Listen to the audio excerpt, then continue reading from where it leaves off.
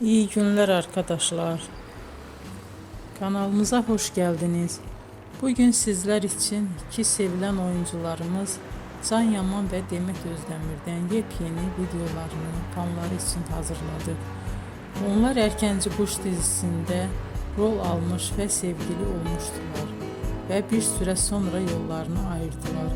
Biz onları birbirine çok yakıştırıyoruz ve onların en özel, en güzel videolarını fanları için hazırladık.